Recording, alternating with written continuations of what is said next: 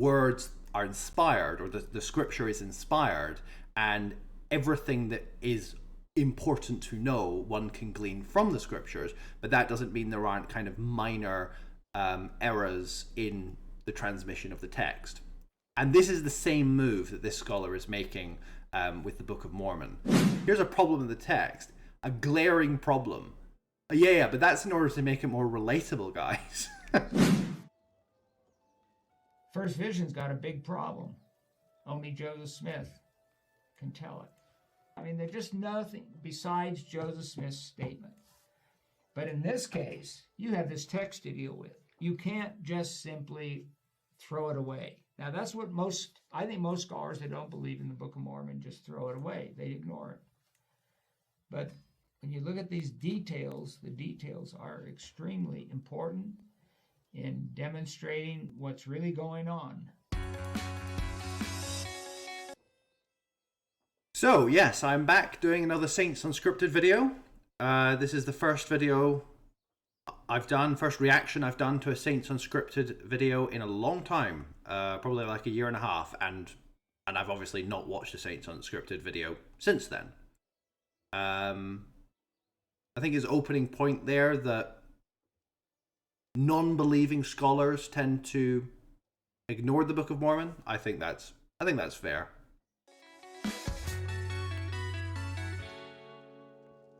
Hello everyone, and welcome back to another episode of Saints Unscripted. Today we have with us Royal Skousen. Can I call you Royal? Do I call you Brother Skousen? Royal's fine. Royal's fine, okay. Royal Skousen, for those of you who don't know him or haven't heard of him, he is the kind of person that Latter-day Saint history nerds geek out about a little bit. So I'm a little bit nervous here. I'm fangirling a little bit. But we're very excited to have you on the show. Thank you for being with us. Glad to be here. So Royal is probably the leading expert on the planet when it comes to Book of Mormon analysis. But how would you describe your research? Because there are a lot of people that research the Book of Mormon in general. What is it that you specialize in? Well, it's the text of the Book of Mormon, the actual words, the phrases, and the purpose of my work is twofold: to try and determine what the original text of the Book of Mormon was. Mm-hmm. It would have been the text that was revealed to Joseph Smith in the instrument that he used, that he would see the text, I believe, the words. He read that off to his scribe. We're trying to recover that. He didn't videotape it. And the closest we have to that is the original manuscript, but we only have 28% of it. So, for anyone that doesn't know, the idea there is that Joseph Smith is looking into his top hat, and he's looking at the seer stones that are in the top hat, and the words are appearing on the stones, and he's reading them out, and then someone else is taking dictation. And there are even mistakes in the original manuscript that got through. But that's what the goal is, to try and figure out what Joseph Smith was actually seeing. I'm always quite suspicious when there are, true blue Mormons which are acknowledging so-called mistakes. I think, they're mistakes being acknowledged in order to kind of come across as reasonable. It's this kind of like, if I present a kind of opposing view and then explain why my own view is correct, it allows me to kind of present my own faith position as being reasonable, perhaps more reasonable than it really is. With the instrument, the words. But then there's changes that have occurred in the text, errors that occur in the early transmission of the text. The scribe will mishear sometimes what Joseph Smith dictated, and then they will make a copy called the printer's manuscript from the original, take that to the printers for the most part, there will be mistakes made there, usually about 3 mistakes per page, manuscript page. And then the typesetter will set it, but he'll make mistakes. Right. So by the time we get to the 1830 edition of the Book of Mormon, there's lots of mistakes. And most of them are innocuous, not really that earth-shaking. So this kind of reminds me of the move you get in conservative evangelical circles, in which, some fundamentalist Christians will say that the Bible is completely infallible or inerrant, meaning that there is no mistakes in the Bible whatsoever. Whereas others will acknowledge that there are mistakes, but they're kind of like incidental mistakes. So like the words are inspired, or the scripture is inspired, and everything that is important to know one can glean from the scriptures, but that doesn't mean there aren't kind of minor errors in the transmission of the text.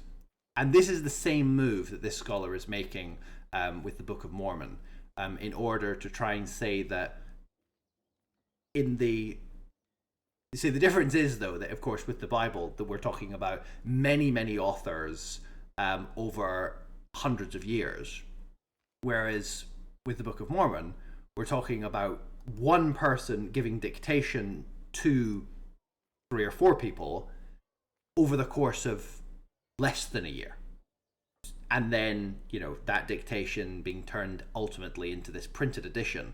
So you would think the margin of possibility for errors would be much more limited, because Joseph Smith presumably can just read back whatever the scribes have written and say, oh no, that's not correct,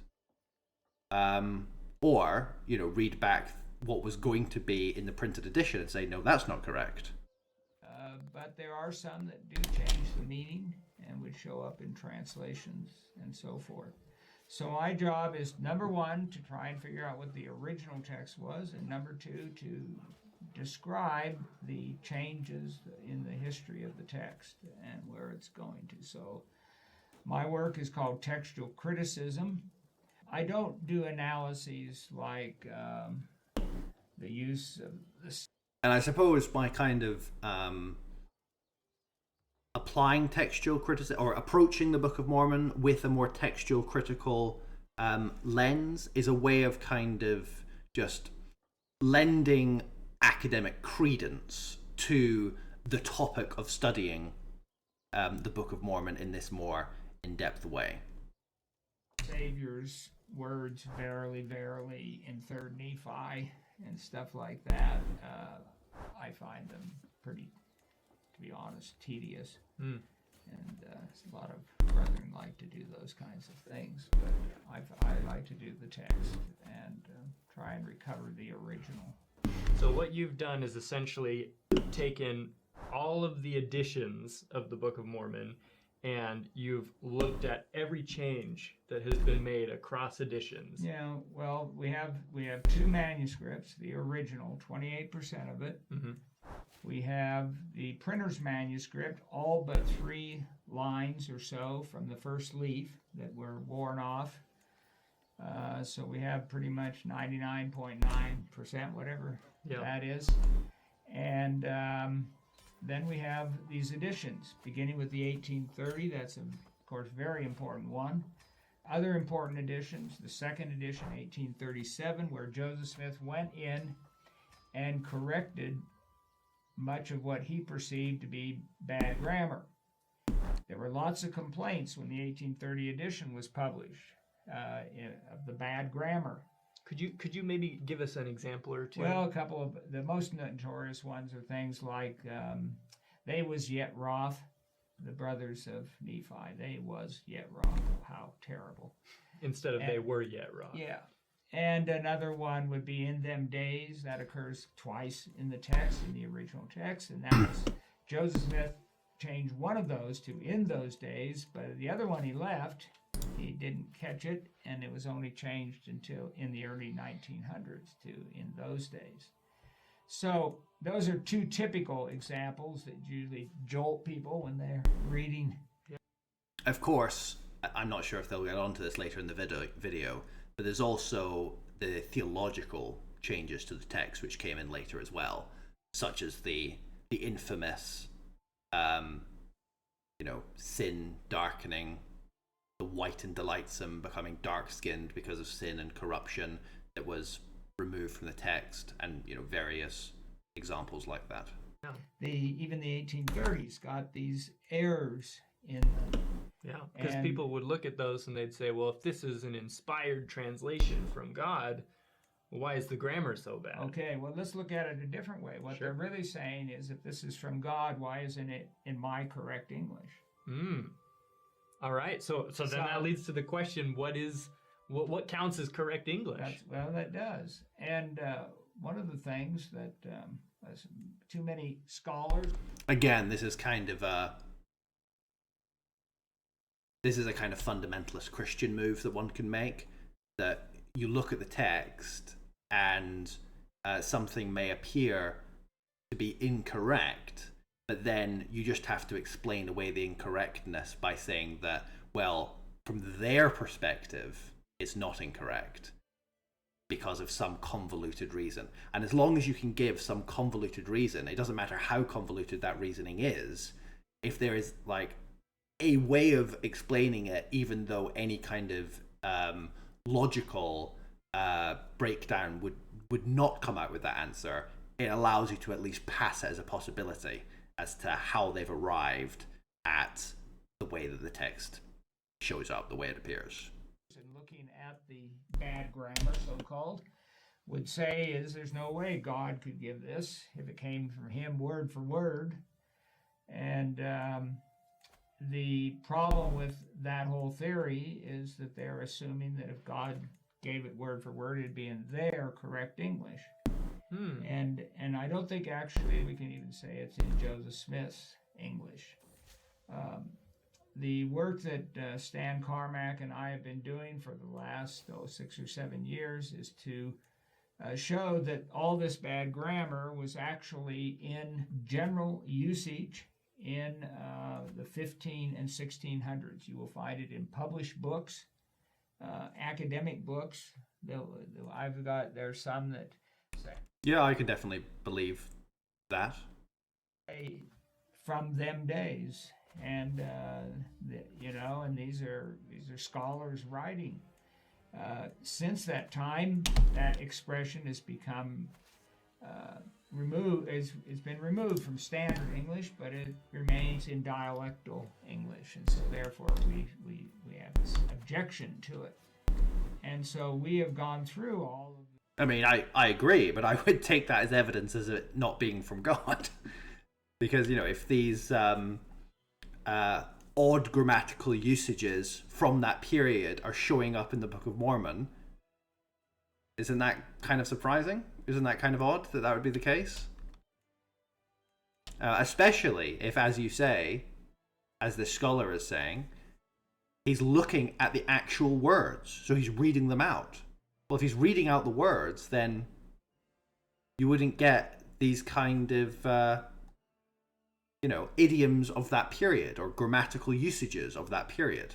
The so-called bad grammar, and been able to show that virtually all of it can be found in printed academic writing from the 15 and 1600s. Along with that, I have been arguing for over a decade now that the vocabulary of the Book of Mormon is not from Joseph Smith's time. It dates from the 1530s to about the 1730s, at least 100 years old. About the only word in the whole Book of Mormon which is past that is heft in the 8 witness statement. I obviously don't find that credible. I think Joseph Smith was trying to have an effect of a particular type of speech, which was a more old-fashioned, what he perceived to be old-fashioned. And as he says, that's like 100 years previous. So, that's not really evidence of anything. That's just evidence of he's trying to, create this effect in the text by writing in a slightly older dialect. They say we hefted, or that we hefted these plates. But that is not. That's a contemporary account written in 1830, right, or 1829 when they did that. And so heft came into the English language. It turns out from Scottish, from heave. It's related to the word heave, and it came into English about 1780s or so. But everything else in that Book of Mormon, all these vocabulary items are dated. And there are some which have been removed. So, for instance, there's an expression, but if, and it means unless. And Talmage, when he did his editing of the text, removed this but if and translated it as unless, and that's what it means. It dates back to the 1600s. The last citation of it in the Oxford English Dictionary is in about I think it's late 1500s. But if meaning unless, and you don't know it today, and it's in the original. It's in the 1830 edition and everything. So these things have also been removed in large part. And so the language of the text has been moved up so that we can understand it, so to speak. Yeah. So Stan and I believe that bad grammar and the vocabulary go together. So we're talking about a text that dates itself. Now, this is a real problem for those who have always believed that the Book of Mormon... That's funny. So the explanation is that because the grammar is intentionally bad in order for it to be, relatable to the people at the time that are reading it. That's a pretty amusing kind of way of dealing with problems in the text. It's like, here's a problem in the text, a glaring problem. Yeah, but that's in order to make it more relatable, guys. And we're arguing it's not his text.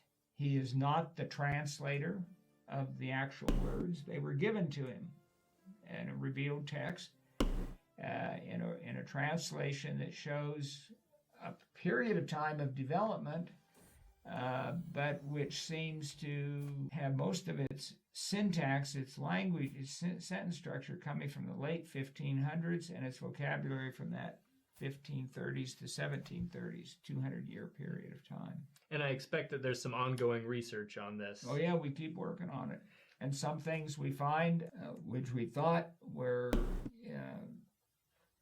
only in early modern English, turn out to be in the 1700s, so we just say, well, they were in the 1700s as well. But the only one we've been able to find is heft, that is a word that shows up in the late 1700s in the book. So I've got another question for you. When the words were given from Joseph Smith to Oliver Cowdery, punctuation was largely just not there in the original manuscript. There's no indication of it except in some of those summaries at the beginning of books, sometimes called prefaces or whatever. And if you take the one that we don't have the one for the original manuscript for First Nephi, but Second Nephi we do. It's a short one, but between the items listed are dashes. And that's all we get. That's all that you have in the original manuscript. Would there be a reason for that? Why wasn't punctuation included? Well, punctuation for the most part is a modern convention added to manuscripts and so forth, largely beginning in early medieval period.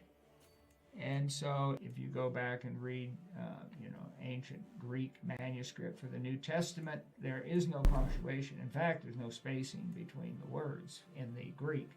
In the Hebrew, there's spacing between the words, but there's no punctuation. And punctuation is a modern kind of thing. So this actually goes along with the idea that this text is representing a translation that would not have involved punctuation. We have to add it. We do. Yeah, I kind of understand the lack of punctuation to kind of be just a result of very fast scribing. You know, you're not worrying about getting your commas in the right place. You're worrying about getting the words on the page as quickly as you possibly can. There are places where we definitely need to have punctuation, and in the earliest text, which I published with Yale, we have some places where it's differ from the traditional interpretation of the punctuation. So since the punctuation was added later by the printer, correct, we wouldn't necessarily consider 100% of the punctuation in the Book of Mormon to be revealed or inspired. Well, yeah, it's only been... That's kind of like, is it the... It was something I remember from the West Wing series back in the day, them debating the wording of, is it the Declaration of Independence? And there's like a full stop or a comma in a certain place that, you know, changes the meaning of the text. That's kind of interesting.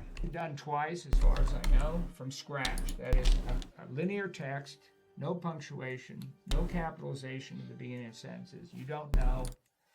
And you go through and you decide.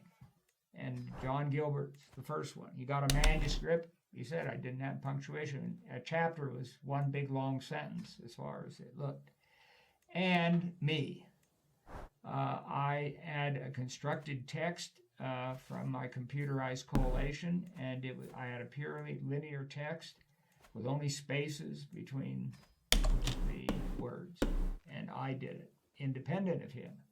Then I looked at his, and I looked at the current edition. I looked at Grant Hardy's, made a few changes and so forth. So we look at all these alternatives and so forth, but I don't know anybody else that's actually done it from scratch. Now, some people have gone through, and, you know, Talmage would have gone through the punctuation and say, oh, I don't think this one's right, we'll change it to this and so forth. But those are just altering Gilbert's, the typesetter's punctuation. He set the punctuation as he went, for the most part. For about 2/3 of the manuscript, he would be putting in the commas and periods and all these things as he was setting the type, trying to decide what it was. For about 1/3, though, of the cases, he would mark up the manuscript in pencil, sometimes in ink, or a couple places in ink. And he would mark it up before he did the actual typesetting. But he's winging it most of the time. But he did a pretty good job. He probably over-punctuated. Your LDS text is really over-punctuated. And the Yale edition is, because I have sense lines, I don't have little paragraphs for verses and stuff, or any kind of paragraphs. I can use the end of sense lines to help me with the reading of the text, so I don't need as much punctuation. In other words, instead of outlining it in chapters and verses, you go by thoughts, like a complete thought. Yeah, it looks like it's broken up into phrases, much like Joseph Smith would have dictated the text. He wouldn't have dictated it like, and it came to pass that the, would not have broken it that way. He would have done it, and it came to pass that Nephi returned to this city, you know, he would, and so that's one reason why, if it is the earliest text that I'm trying to recover, we put it in sense lines because it represents, in some sense, how it would have been dictated. We don't know where he actually broke in doing this, but he had to have done it, and it would have been by sense lines. You just wouldn't do it in this very literalistic, you know, I'm going to do 3 words at a time type thing. So having looked at the text of the Book of Mormon, perhaps more closely than anyone on the planet, and maybe as someone who understands what there is to understand about the translation of this text or the dictation of this text, how has your research affected your personal testimony of Joseph Smith and the Book of Mormon? Well, it's It isn't the basis for my testimony. I received a witness that the events of the Book of Mormon really happened, which I think is a better testimony than this is an inspired work from God.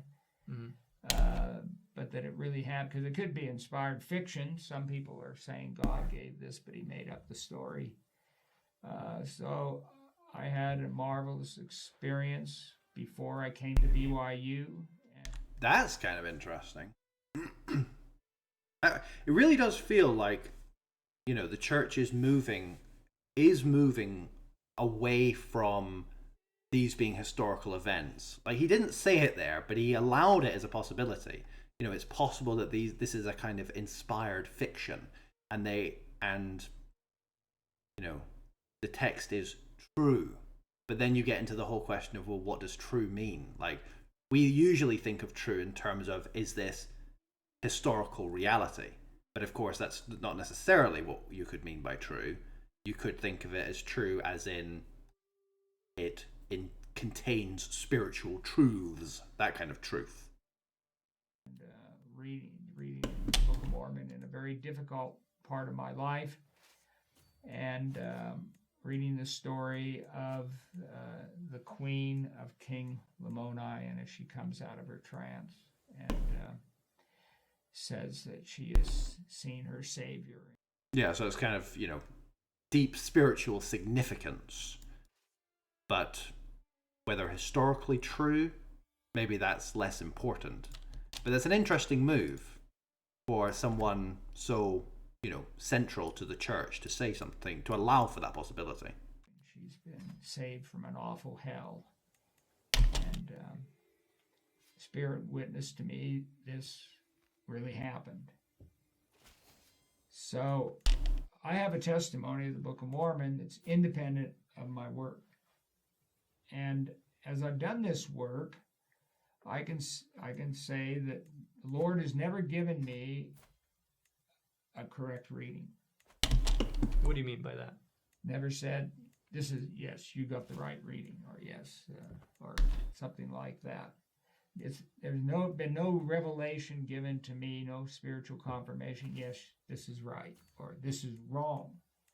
I've had experiences where the Spirit indicates, go look in the Oxford English Dictionary or something like that. You say, why should I do that?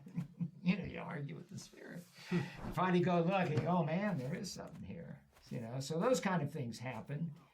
I think the Lord doesn't want to give me spiritual confirmation. He wants it to be purely scholarly, based on arguments from the text itself, not from my own. I don't want to have something here that says personal revelation, God, written in a footnote. Yeah, you separate spiritual revelation from academic research. But I have found... That reminds me of the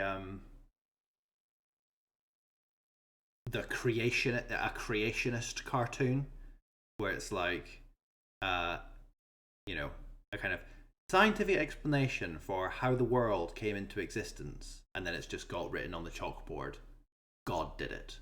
And it's like, well, it's not really any explanation at all. My belief, there's a different kind of belief, and, my belief is, from the witnesses and from the original manuscript, we can see that the text was given to Joseph Smith through the instrument. He would see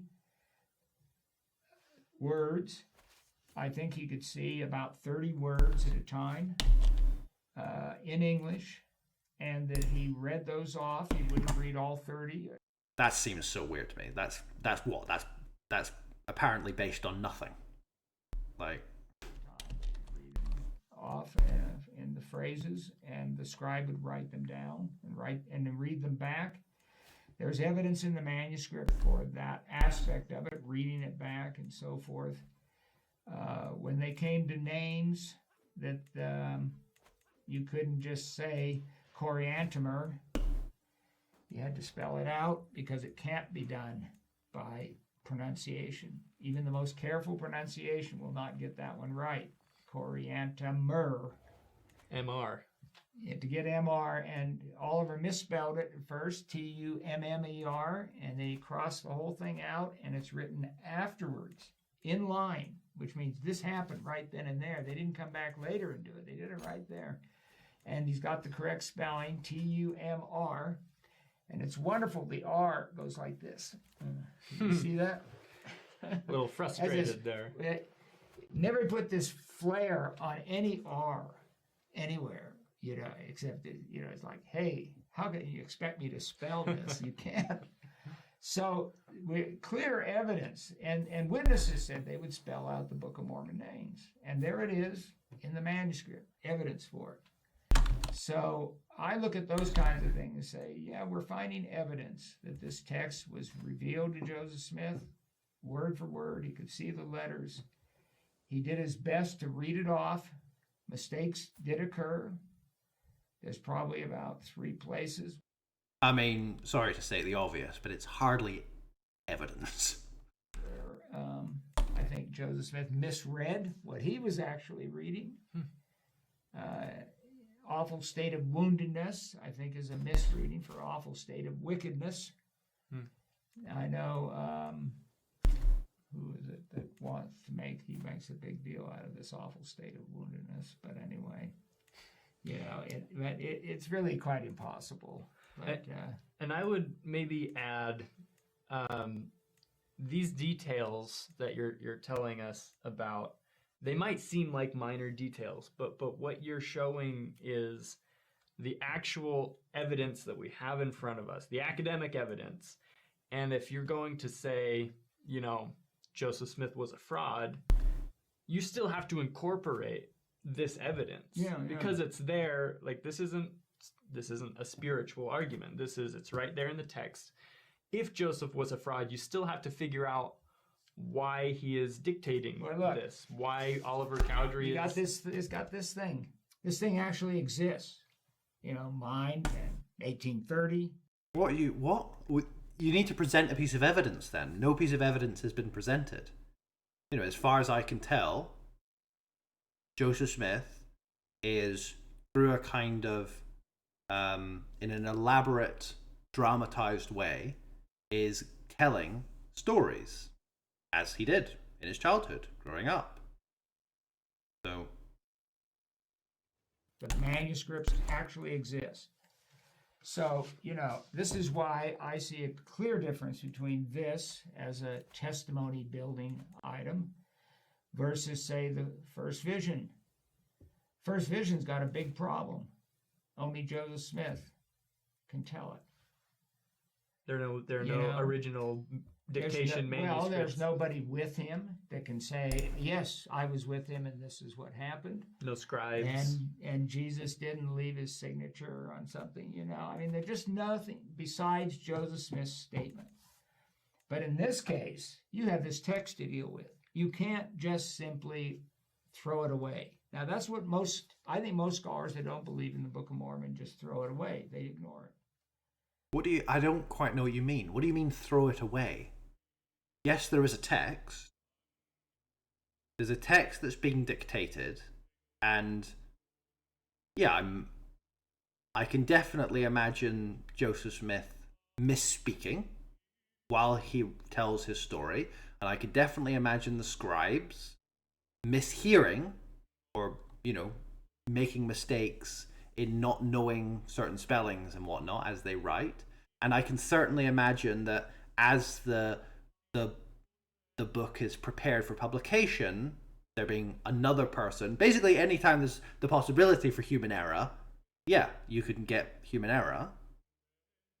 But that doesn't in any way offer evidence as to it being in any sense true. How does that follow? But when you look at these details, the details are extremely important in demonstrating what's really going on. And we can be blind to it. You can see and yet not see. And I think that's one thing I've always tried to really carefully look at is what witnesses say was taking place. Then can we find evidence for it?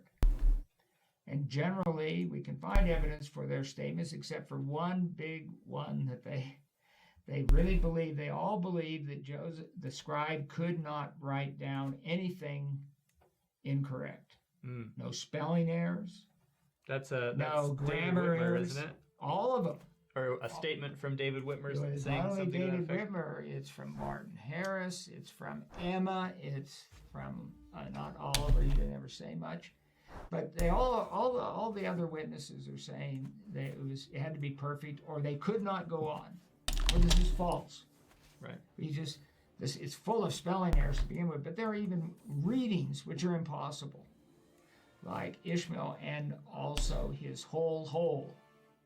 It is kind of interesting though, because it kind of suggests that,